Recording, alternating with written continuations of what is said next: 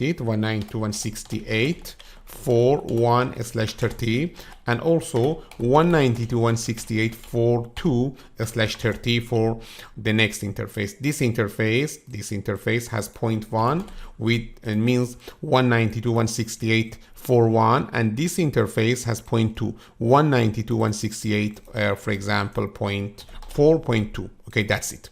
Also, for the next link, again, we need only 2 links. It's so easy. Look at here. For the next link, we can use the next networks. The next network should be created with changing in the subnet bits. 192.168.4. For subnet bits, now I'm using 50 and 11. After that, we have 2 options. If in host bits 01 and also 10, 192.168.4, again 50110. That's it. If you calculate the first value, 192.168, for example, 4.5 is the result /30, and then 192.168.4.6/30. You know that here we are using these networks 192.168.4.0/30, and here we are using 192.168.4.4/30. Because of that, now here we are using 192.168.4.4/30. And in these networks, because this is the /30 network, we have 2 usable IP addresses. The first is 0.5. Let me write here. This is the 0.5, 192.168.4.5, and here 192.168.4.6. That's it. Okay, and again we have many networks because we can change the values of these 6 S bits to create more than this /30, for example, subnets, or the subnets with only 2 usable IP addresses. In point-to-point links, in the links with 2 IP address, in the networks with 2 IP address requirement, in most cases we are using /30, not /24, because if we use /24, we will waste many IP address. And you know that the /30, okay, when we are configuring the IP address, we need to configure in decimal notation. /30 means 255.255.255.252. For example, for this interface, we need to configure IP address 192.168.4.5, 255.255.255.252.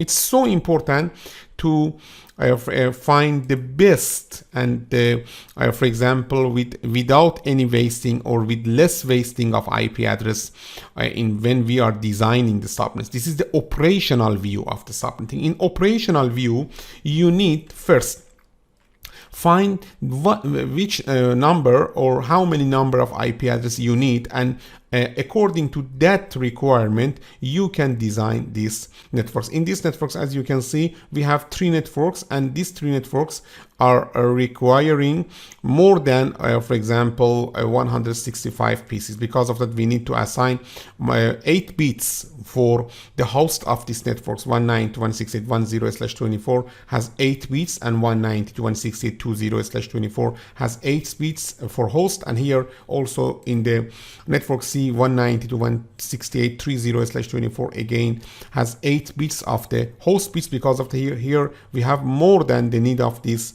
subnets. Don't forget that we have only 2 options: 7-bit. Okay, look at here, 7-bit for host.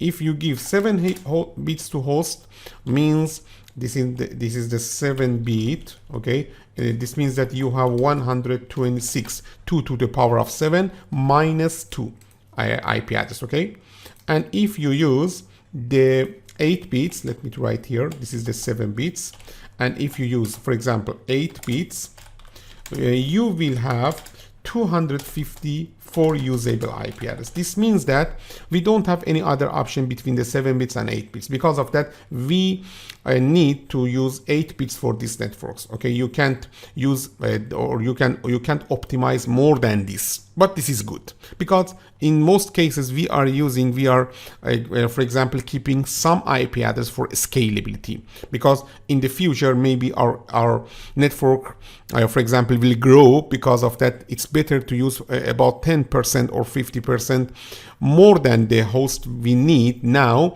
for the hosts part of the network. Because of that, if you are needing 200 PC, okay, and now you will give 254 IP address to these networks, it's okay.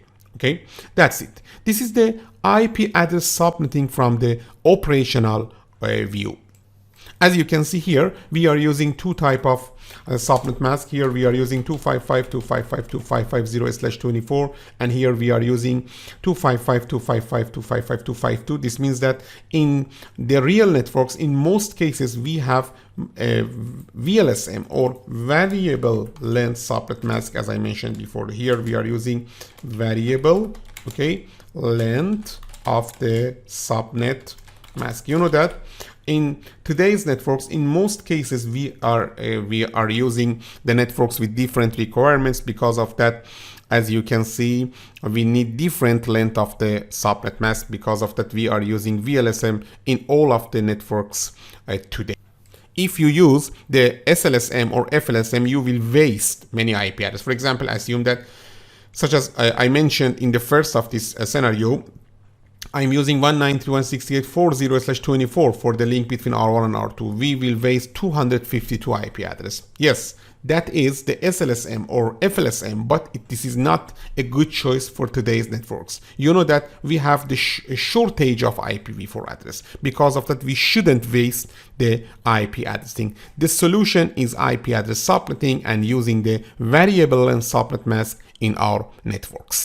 All right, now we can talk about the tasks that we need to do from operational view for designing of the IP subnetting. Let me to talk about this. This is important for us, that how we can start the design of the IP addressing or IP address subnetting from operational view. Let me to talk about this. Here we have 3 steps. The first step, let me to write here. The first step is analyzing, okay, analyze the needs, okay, analyze needs. What is the analyze the needs? You know that first we should find how many subnets, how many hosts we need. You can go to your company, to your network, and find how many networks you have, and also how in each network how many, for example, hosts you need. Let me to write here. After this analyzing, you will find this result. The first result is the number of subnets you need. The second result is the number of, for example, hosts in each subnet you need, okay? And finally, maybe you choose one size subnet, one size, okay, subnet, means FLSM or fixed length subnet mask, or maybe you use variable length subnet mask, okay, variable, okay, more than one size, for example, subnet. We call it VLSM. In most cases, you will use VLSM. Maybe in the start of design you use FLSM, fixed length subnet mask, but in the future you use VLSM. But